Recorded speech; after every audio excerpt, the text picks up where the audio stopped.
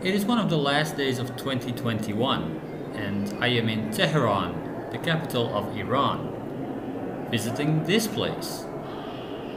But what is it? Let's find out. Mind the map. This is the metro of Teheran. I'm going to jump on line number 1 to escape the extreme busyness of Iran's capital and its 13 million inhabitants.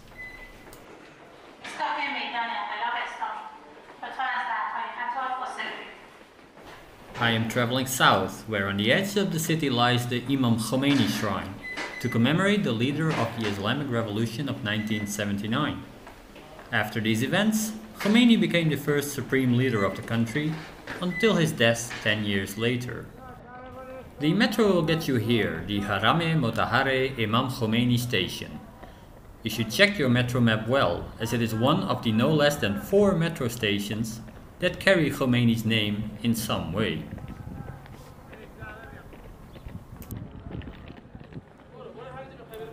And this is the view you get. A neatly designed park, waving flags, and in the distance a vast complex. How vast?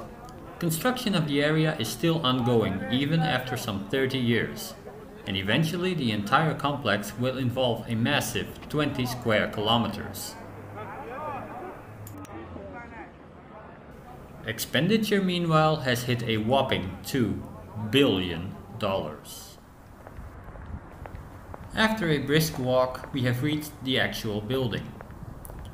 Although the minarets make it look like a mosque from the outside, the shrine is actually a so-called Husseina, a gathering place for Shia Muslims, but also open for tourists like me.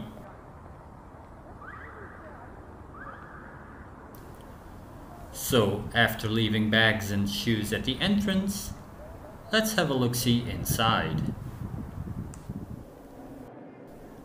And here we are. In the middle of it all is the Shrine of Khomeini. I was at first a bit hesitant to film it, but was reassured that such was no problem at all. Eventually, I even mustered the courage to film it from up close. And I started doing touristy things like this. Sorry about that.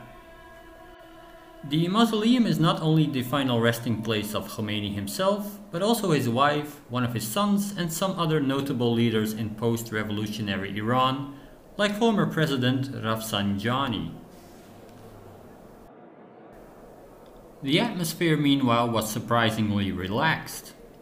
Being the only foreign-looking chap in the room, some people were curious where I was from, but all in a perfectly nice and friendly manner.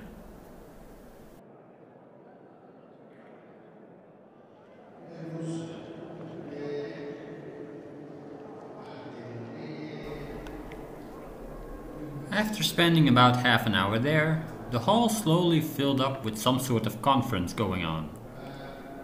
It later turned out to be led by Khomeini's grandson, who you can see speaking here, thanks to my excellent zooming skills. For me, it was time to head back outside for a last stroll around the complex. If you ever find yourself in Tehran, a trip to the Khomeini shrine could be interesting, although most Iranians I met thought my choice of visiting was a bit odd, as there is so much more to see in the city center itself. More on that in another video. For now, thank you all for watching, please like and subscribe, and I will see you on and off the map.